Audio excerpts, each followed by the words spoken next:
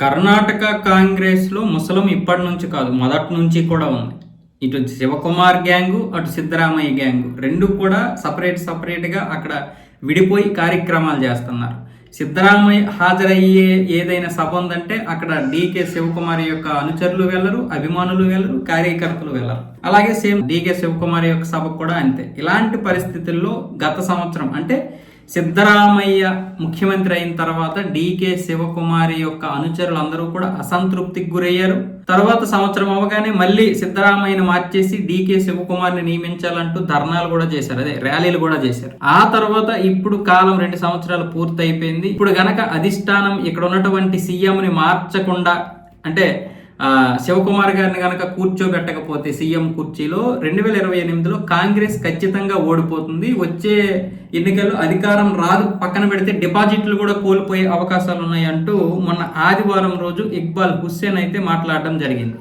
ఇప్పుడు డీకే శివకుమారి యొక్క అధీనంలో 100 మంది ఎమ్మెల్యేలు ఉన్నారు. ఎట్టి పరిస్థితుల్లోనైనా సరే ఆయన ఇప్పుడు సీఎం అవ్వాలి, 100 మంది ఎమ్మెల్యేలు కూడా ఆయనకే మద్దతు తెలుపుతున్నారంటూ మాట్లాడాడు ఈ ఎమ్మెల్యే ఇక్బాల్ హుస్సేన్. దీంతో ఇప్పుడు కర్ణాటక కాంగ్రెస్ లో చాలా పెద్ద దుమారమే రేగింది. అలాగే ఖర్గేని కొంతమంది విలేకరులు ప్రశ్నలు అడిగితే మరి ఇలాగ మార్పు జరుగుతుందంట కదని అదంతా కూడా అధిష్టానం చూసుకుంటుందని చెప్పేశాడు. అంటే దాటవేత ధోరణి, అంటే మామూలుగానే ఎలాంటి విషయాల్లో ఒక చివరికి చిన్న పంచాయతీలు కాకుండా ఒక ఎంపీలు, ఎమ్మెల్యేలు, ఇలాంటి ఎమ్మెల్యేల కంటే కింద నామినేషన్ పదవులకు కూడా కాంగ్రెస్ అధిష్టానమే దగ్గాలి, పిత్తాలి, తుమ్మాలి. లేదంటే మాత్రం ఇక్కడ ఎవడ మాట వినడం. ఇక్కడ ముఖ్యమంత్రులు పనిచేయరు. కాంగ్రెస్ లో వచ్చే దరిద్రం అదే.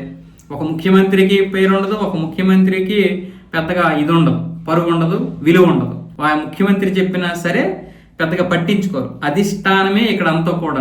ఇలాంటి పరిస్థితుల్లో ఇప్పుడు డీకే శివకుమారు అలాగే సిద్ధరామయ్య ఇద్దరు కలిసే ఉన్నారు, కానీ ఖచ్చితంగా కర్ణాటకలోనైతే ఇద్దరు వేరుగా ఉన్నారు.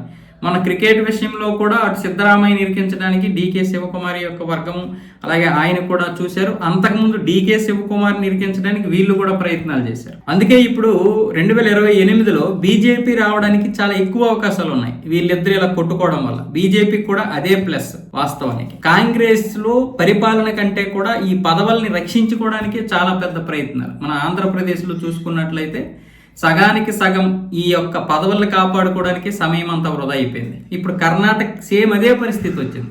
ఇంత జరుగుతున్నా కూడా హిందువుల్లో కూడా అక్కడ పెద్దగా మార్పు రావడం లేదు. ఇకనైనా సరే మార్పు వచ్చి మళ్ళీ బీజేపీని గెలిపించకపోతే అన్ని విధాలుగా కూడా నష్టపోయే అవకాశాలు ఉన్నాయి. ఫస్ట్ వీళ్ళు గెలిచారు కాబట్టి డీకే శివకుమార్, సిద్ధరామయ్య పక్కన పెడితే బీజేపీ రావాల్సినటువంటి అత్యవసరం పరిస్థితులు అయితే ఉన్నాయి.